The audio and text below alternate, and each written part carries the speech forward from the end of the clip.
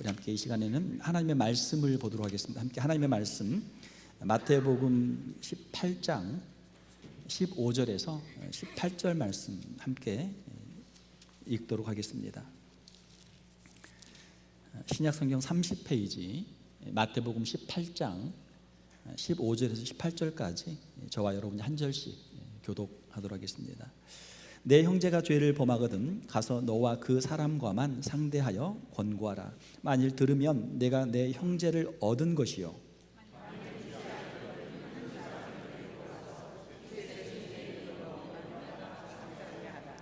만일 그들의 말도 듣지 않거든 교회의 말하고 교회의 말도 듣지 않거든 이방인과 세리와 같이 여기라. 진실로 너희에게 이르노니 무엇이든지 너희가 땅에서 매면 하늘에서도 매일 것이요 무엇이든지 땅에서 풀면 하늘에서도 풀리리라. 아멘. 자, 우리 함께 읽으신 말씀을 가지고 내 형제가 죄를 범하거든 이란 제목으로 말씀을 함께 나누도록 하겠습니다. 우리가 마태복음을 우리가 쭉 우리가 읽고 있는데 오늘은 교회의 권징에 대한 말씀이죠. Church Discipline에 대한 말씀입니다. 우리가 교회라고 하는 공동체가 다 예수님을 믿는 사람들이고 다 성화의 길에 걸어가는 참 너무나 귀한 그런 믿음의 사람들이죠. 자, 그런데 우리는 여전히 예수님을 믿고 있지만 여전히 불완전한 인간이기 때문에 때로는 우리에게 실수나 여러 가지 연약함들이 있죠. 우리의 연약함으로 말미암아 서로에게 상처를 주고 또 교회의 거룩함을 훼손하는 일들이 발생하기도 합니다. 자, 이런 상황 속에서 우리는 어떻게 해야 합니까? 그냥 무조건 다 눈 감아주면 됩니까? 다 용서해주고 다 그냥 눈 감아주면 됩니까? 여러분들이 이 길을 가는데 어떤 사람이 난폭 운전을 해요. 신호도 막 어기고 막 과속하면서 막 그냥 다니는 거예요. 그러면 어떻게 해야 됩니까? 그냥 가만두면 됩니까? 안 되죠. 누군가가 그 사람을 스탑을 시켜야 되겠죠. 경찰이 그 사람을 잡든지 누가 신고를 해가지고 경찰을 오게 해서라도 그 사람을 이제 컨트롤을 억제를 해야 되겠죠. 교회에서도 마찬가지입니다. 교회도 하나님의 교회, 예수 그리스도의 몸인 교회에 만약에 어떤 사람이 문제를 일으킨다 그러면은 우리가 무조건 용서해 주는 것이 아니라 교회의 거룩함을 유지하기 위해서 또 그 사람을 위해서라도 이 문제를 해결을 해야 되는 것이죠.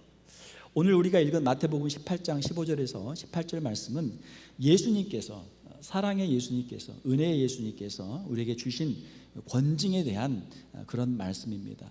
예수님이니까 야 무조건 다 용서해라, 무조건 다 그냥 눈 감아줘라 그렇게 말씀하실 것 같은데 그렇게 하시지 않고 예수님께서도 교회 안에서 어떻게 이 권징을 행해야 될지에 대해서 말씀을 해주고 있는 것이죠.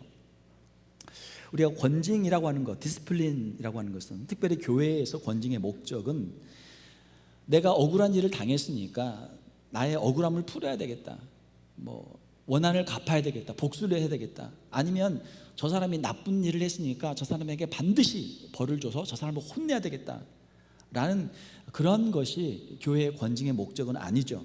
교회에서 권징의 목적은 죄인에게 벌을 주는 것이 목적이 아니라 그 사람이 회개하고 그 사람이 다시 경건한 신앙인의 삶을 살 수 있도록 하는 것이 권징의 목적이다라고 하는 것입니다. 권징의 목적을 크게 세 가지로 보게 되면 첫 번째로는 하나님의 거룩하심과 영광을 드러내기 위한 것이죠. 교회에 어떤 문제가 생기고 예수 믿는다고 하는 사람이 어떤 큰 죄를 짓게 되면 하나님의 영광을 가리게 되죠. 만약에 어떤 사람이 잘못을 하게 되면 사람들이 그 부모를 찾는단 말이에요. 야 도대체 부모가 누구냐, 부모가 어떻게 얘를 키웠길래 얘가 이렇게 문제가 많으냐, 부모가 욕을 먹게 되죠. 마찬가지로 교회에 어떤 문제가 생기고 예수 믿는 사람이 큰 죄를 짓게 되면 하나님의 영광을 가리게 되는 거죠. 자, 그래서 이러한 문제를 해결을 해서 하나님의 거룩함과 영광이 훼손되지 않도록 하는 것이 이 권징의 주 목적이죠. 두 번째 목적은 죄를 멀리함으로 교회의 순결성과 교회의 질서와 교회의 거룩함을 유지하는 것입니다. 좀 전에 말씀드린 것, 교통 상황을 예를 들었던 것처럼 만약에 어떤 사람이 문제를 막 일으키면 어때요? 그 사람 때문에 사고가 일어나고 많은 사람들이 이제 피해를 입게 되죠. 자, 그래서 그 사람의 그 잘못된 것을 이제 컨트롤함으로 이 교통 질서가 모든 사람이 안전하게 운행할 수 있게 하는 것처럼 우리의 교회에도 죄를 멀리함으로 교회의 순결과 질서와 거룩함을 유지하기 위한 것이 이 권징의 목적이다라는 것입니다. 그리고 세 번째로는 불순종하는 죄인들을 죄에서 떠나게 하고 그들이 돌이켜서 회개하고 다시 경건한 신앙인의 삶을 살 수 있도록 그를 회복시켜 주는 것이 이 권징의 목적이다라고 하는 것이죠. 자, 예수님께서는 이 권징에 대해서 세 가지 단계로 말씀을 해 주셨습니다. 첫 번째 단계는 개인적인 권고입니다. 15절 말씀 우리 함께 같이 한번 읽어보겠습니다. 시작. 내 형제가 죄를 범하거든 가서 너와 그 사람과만 상대하여 권고하라. 만일 들으면 내가 내 형제를 얻은 것이요. 자, 이 오늘 본문에 나오는 이 권징의 세 단계에는 회개를 위한 세 번의 기회를 주는 것입니다. 첫 번째로는 개인적인 권고죠. 내 형제가 죄를 범하거든. 여기서 형제라는 단어는 특별히 이제 교회 공동체에게 주는 말씀이기 때문에 여기서 형제라고 하는 것은 믿음의 형제, 예수 그리스도를 주로 고백하고 세례를 받고 함께 신앙생활을 하고 있는 교인이라는 그런 의미입니다. 믿는 사람이죠. 자, 믿는 형제가 죄를 범하거든. 여기서 죄는 어떤 죄입니까? 하나님 앞에서 죄를 범하는 것이죠. 성경에 있는 하나님께서 하지 말라라고 하는 것을 하는 것이 이제 가장 문제가 되죠. 예를 들면 십계명에 있는 그런 범죄, 죄를 짓게 되면 문제가 되죠. 또는 교회의 질서를 어지럽히는 것, 또는 이단 교리에 빠지는 것, 이런 여러 가지로 이제 죄를 지을 수 있게 되죠. 자, 이때 어떻게 할 것인가? 이때는 가장 먼저는 다른 사람에게 이야기하지 말고 그 사람, 죄를 범한 형제에게 가서 둘이 만나서 조용히 이야기하라. 당사자와 직접 이야기하라라고 하는 것이죠. 어떤 사람이 잘못했을 때 그 사람의 문제에 대해서 다른 사람에게 이야기를 해서 이야기가 돌고 돌아서 그 사람에게 가게 하는 경우도 있습니다. 그러나 그것은 좋은 방법이 아니죠. 그 사람과 개인적으로 만나서 정말 그 사람을 사랑하는 마음으로, 불쌍히 여기는 마음으로 권면하는 것이죠. 왜 단둘이 만납니까? 그 목적은 분명하죠. 내 형제 자매를 얻기 위한 것이죠. 많은 사람들 앞에서 창피를 주기 위한 것이 목적이 아니라 개인적으로 만나서 그 잘못을 깨닫고 뉘우치고 다시 돌아올 수 있도록 하기 위한 것이 이러한 개인적인 권고의 목적이다라고 하는 것이죠. 이 단계에서는 겸손과 사랑과 온유함이 필요합니다. 죄에 대한 안타까움, 죄인에 대해 불쌍히 여기는 마음, 이런 마음이 첫 번째 이 단계에 필요한 것이죠. 사랑하는 성도 여러분, 우리가 신앙생활할 때 우리가 어떤 마음으로 신앙생활을 해야 합니까? 우리의 신앙생활이라고 하는 것은 무엇입니까? 우리 그리스도인들의 신앙생활이라고 하는 것은 한마디로 말하면 일평생에 걸친 회개의 시간이다라고 하는 것이죠. 물론 우리가 예수 그리스도를 주로 고백할 때 우리의 지나온 모든 죄를 회개하고 예수 그리스도를 믿음으로 새 사람이 되죠. 변화돼서 새 사람이 되죠. 예수 그리스도를 믿음으로 말미암아 거룩한 성도라고 하는 정말 우리가 감당할 수 없는 영광스러운 이름을 얻게 되죠. 자, 그러면 우리가 성도로서 합당한 삶을 살아야 되는데 우리가 아직 이 땅에 살고 있고 연약한 육체를 가지고 있기 때문에 우리는 실수하고 넘어진단 말이에요. 그것이 우리 인간의 모습이에요. 만일 우리가 죄가 없다고 하면 이건 우리 자신을 속이는 거죠. 하나님 앞에 내가 연약했습니다, 잘못했습니다, 회개하는 것이 정직한 마음이죠. 우리가 교회 역사를 보게 되면 훌륭한 신앙인들이 많습니다. 그 신앙인들의 특징은 무엇입니까? 하나님 앞에서 회개하는 사람들, 회개할 수 있는 사람들이 그 신앙인들의 특징인 줄 믿습니다. 우리가 잘 알고 있는 성 어거스틴, 신학자로 유명하죠. 많은 책을 썼습니다. 자, 그렇지만 그 신학적인 어려운 책들은 신학자들은 읽지만 일반 사람들은 읽기가 어려워요. 자, 그러나 모든 신자들에게 참 감동을 주는 책이 하나 있죠. Confession이라는 겁니다. 예. 우리가 참회록 또는 고백록이라고 번역을 하는데 자신의 어릴 때부터의 삶을 쭉 돌아보면서 회개하면서 그걸 하나하나 다 적어놨어요. 예. 하나님 앞에서 나는 얼마나 참 연약한 존재인지 고백하는 그러한 내용들이죠. 자, 그러면 그 사람, 우리가 어거스틴의 그 고백록을 보면서 야, 어거스틴 이렇게 나쁜 사람이야? 우리가 이 사람 존경하려고 했는데 이렇게 나쁜 죄를 많이 지었으니까 아유, 나 존경 철회, 나 이 사람 나 성인으로 인정 못해. 우리가 그렇게 합니까? 그렇지 않는단 말이에요. 아, 이 사람이 훌륭한 사람인데 자신의 죄를 이렇게 철저하게 회개하고 하나님 앞에서 연약한 모습으로, 겸손한 모습으로 엎드렸구나. 정말 이 사람은 훌륭한 신앙인이었구나. 우리가 그렇게 보는 거죠. 우리가 교회 생활할 때 다른 사람들에게 보여질 때 우리의 잘한 것만 우리가 내보이면 어떻습니까? 아, 이 사람 또 자랑하네, 또 자기 잘난 체하네. 사람들이 별로 안 좋아해요. 그러나 우리의 연약한 모습을 가지고 내려놓으면 아, 이 사람이 이렇게 참 겸손한 사람이구나, 자신의 죄를 깨닫는 사람이구나. 오히려 우리가 그 사람을 다시 보게 되죠. 우리의 눈이 어떻습니까? 우리의 눈이 이렇게 앞으로 보게 돼 있어요. 밖으로 보게 돼 있어요. 우리가 거울을 보지 않는 한 우리의 모습이 어떤지를 알기 어렵단 말이에요. 머리가 잘 빗질이 됐는지, 넥타이가 똑바로 돼 있는지, 단추가 잘 잠겨져 있는지 잘 몰라요. 가다 보면 누가 보고 아유, 좀 머리 좀 한번 빗지, 넥타이 좀 다시 한번 매지, 단추 한번 잠그지 하면 내가 뭐가 좀 문제가 있구나. 거울을 보고 알게 되는 거죠. 우리의 신앙생활도 마찬가지예요. 우리가 신앙생활을 하면서 다른 사람들을 보면서 아이고, 우리 목사님이 왜 그럴까, 우리 장로님이 왜 그럴까, 권사님이 왜 그럴까, 집사님이 왜 그럴까. 다른 사람의 문제는 잘 봐요. 그러나 자기 자신의 문제는 잘 모른단 말이에요. 왜? 안 보이니까. 우리 문제를 누가 알고 있습니까? 물론 하나님이 알고 계시죠. 그리고 주변에 있는 다른 사람들이 안단 말이에요. 나는 안 보이지만 다른 사람들은 내 모습을 다 보고 있잖아요. 우리가 신앙생활을 어떻게 해야 됩니까? 나 혼자만 잘났다 이렇게 우리가 하지 말고 다른 사람의 말도 들으면서 신앙생활을 하는 우리 성도들이 되시기를 주님의 이름으로 축원합니다. 다른 사람들이 나를 보는 게 더 정확해요. 내가 나 자신을 보는 것보다 내 주변에 가까이 있는 사람들이 나를 보는 게 더 정확하단 말이에요. 그러니까 그 사람들의 말을 듣는 게 좋아요. 형제들의 권면, 자매들의 권면을 듣는 게 좋습니다. 특별히 교회 지도자들의 권면을 듣는 게 여러분들의 신앙생활에 유익이 있을 줄로 믿습니다. 네. 그거를 완강하게 거부하고 마음을 완악하게 할 필요 없다라는 거죠. 자, 두 번째 단계는 무엇입니까? 두 번째 단계는 두세 증인을 데리고 확증하는 것이죠. 16절 같이 읽겠습니다. 시작. 만일 듣지 않거든 한두 사람을 데리고 가서 두세 증인의 입으로 말마다 확증하게 하라. 한 사람이 갔을 때는 내가 잘못된 정보를 가지고 내가 오해를 해서 이야기를 할 수도 있어요. 내가 당신 왜 이렇게 했어? 당신 잘못하지 않았어? 당신 빨리 회개해. 내가 이야기했는데 그 사람이 말하기를 나 그거 한 적 없는데 당신 잘못한 거야. 이렇게 말할 수도 있는 거 아닙니까? 우리가 실수할 수도 있는 거죠. 우리도 잘 모르고 할 수 있는 거죠. 자, 그런데 그 사람이 분명히 잘못한 것이 있다면 어때요? 두세 사람의 증인을 우리가 함께 대동할 수 있는 거죠.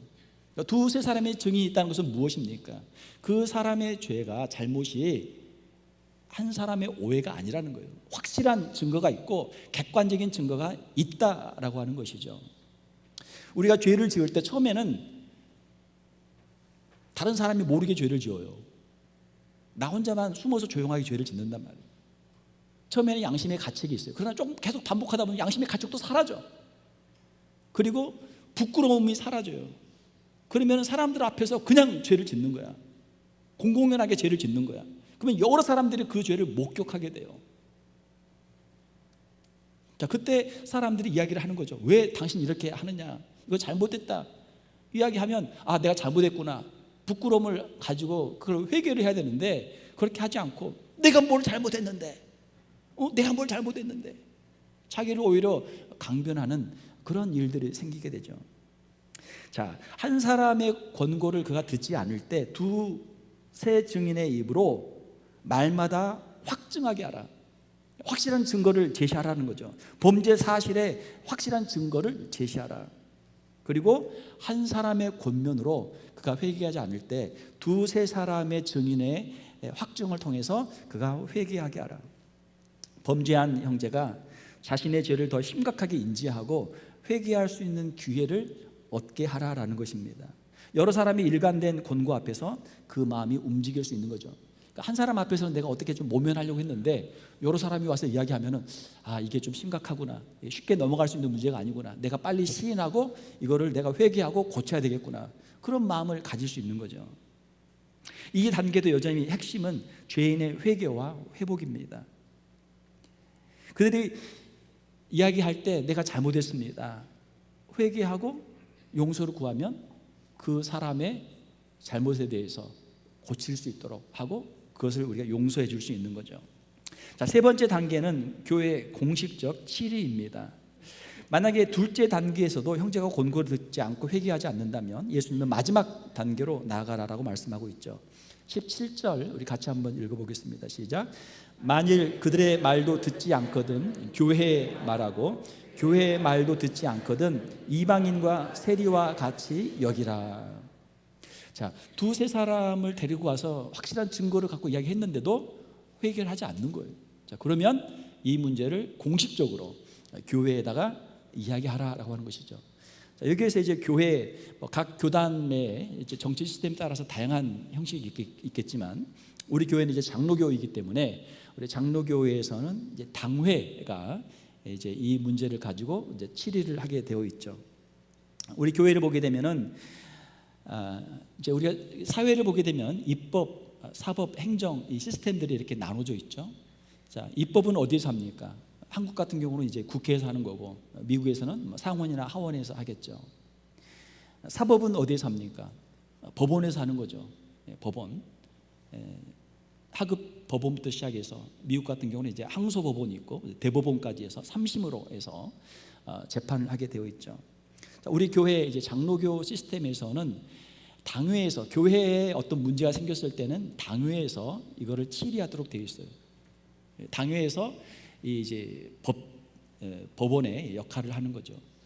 그리고 당회에서의 어떤 결과에 대해서 승복하지 않게 되면 이제 이걸 항소를 하게 돼 있는데 노회에 가게 돼 있어요. 우리 장로교 시스템에서는 노회에 가서 2심으로 재판하게 되어 있고 노회 결과에 대해서도 승복하지 않게 되면 이제 총회에다가 이거를 또 이제 항소를 할 수 있게 돼 있어요. 그래서 우리 장로교 시스템은 당회, 노회, 총회 이렇게 3심으로 되어 있습니다.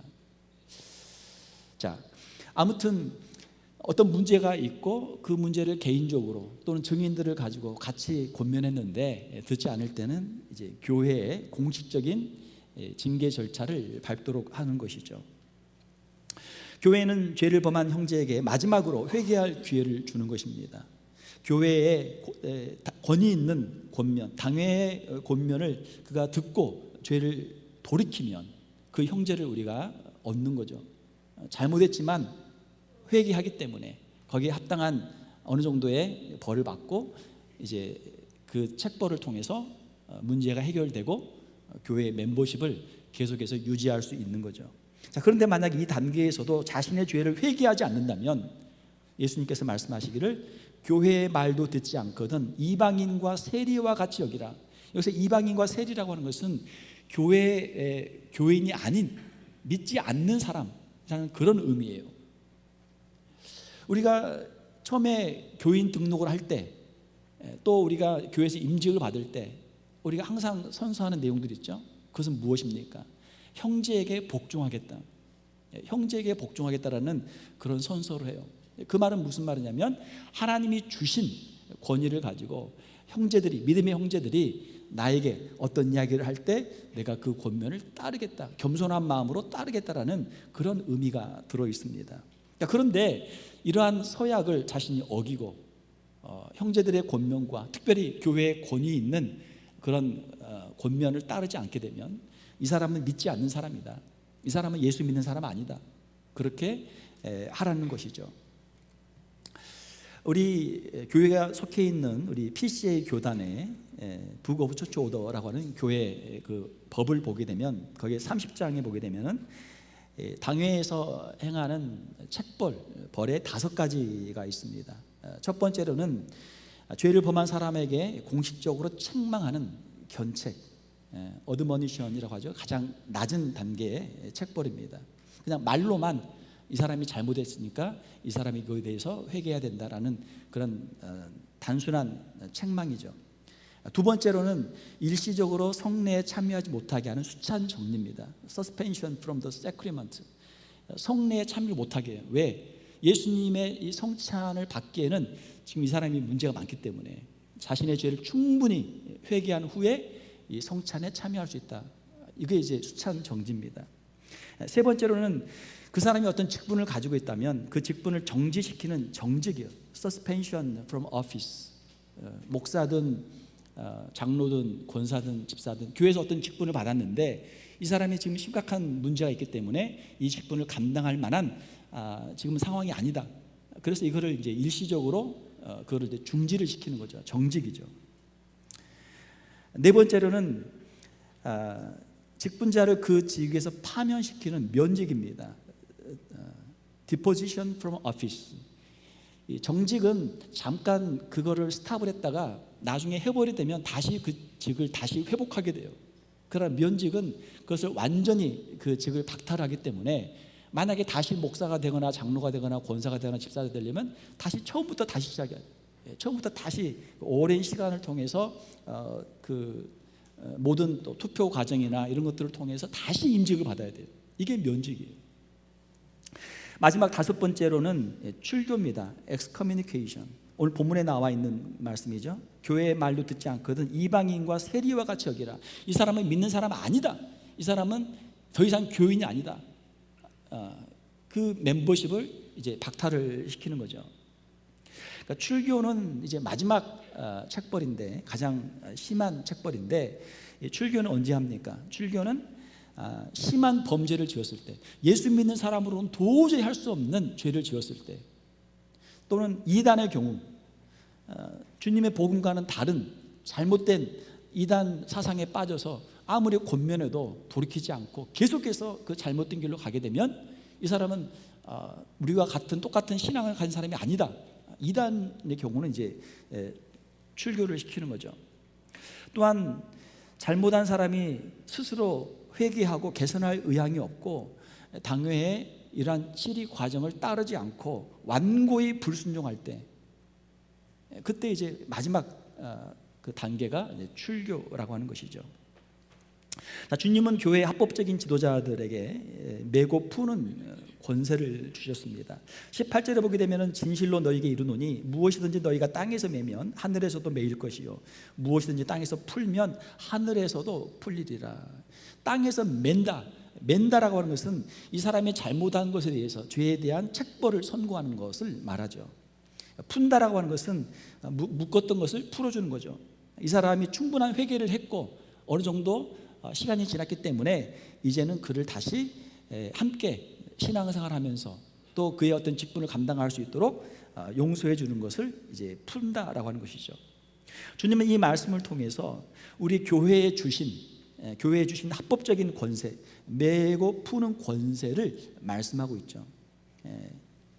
땅에서 매면 하늘에서도 매이는 것이고 땅에서 풀어주면 하늘에서도 풀린다. 이 교회가 가지고 있는 권세가 얼마나 대단합니까? 자, 오늘 말씀을 정리하겠습니다. 사랑하는 성도 여러분, 오늘 우리는 내 형제가 죄를 범하거든 이라는 말씀으로 예수님의 그 권징에 대한 말씀들을 우리가 함께 생각해 보았습니다. 자, 이 권징은 처음에 말씀드린 것처럼 내 마음에 안 드는 사람, 잘못한 사람을 벌 주는 게 목적이 아니에요. 이 권징의 목적은 그 사람이 죄를 회개하고 다시 돌아오게 하는 것이 권징의 목적입니다. 우리 모두는 연약한 죄인입니다. 언제든지 우리도 죄를 범할 수 있는 거죠. 우리도 실수하고 실패할 수 있는 거죠. 사랑하는 성도 여러분, 우리 자신의 연약함을 주님 앞에 늘 내려놓고 우리 자신을 주님 앞에서 돌아볼 수 있는 우리 성도들이 되시기를 주님의 이름으로 축원합니다. 먼저 자신의 연약함을 돌아보고 자신의 죄를 회개할 수 있는 우리 성도들이 되어야 될 줄 믿습니다. 또한 우리는 연약한 형제를 바라볼 때 비난의 눈초리로 바라보기보다는 겸손한 마음으로 그들을 돌아보고 사랑으로 권면하고 성경적인 이러한 권징의 과정을 통해서 그 연약한 형제를 다시 회복시켜주고 다시 세워줄 수 있는 우리 성도들과 교회가 되어야 될 줄 믿습니다. 우리 교회는 주님의 말씀에 따라서 우리 자신의 죄를 먼저 회개하고 또 연약한 사람들을 다시 회복시키는 그러한 역사가 일어나는 우리 교회가 되기를 주님의 이름으로 축원합니다. 함께 기도하겠습니다.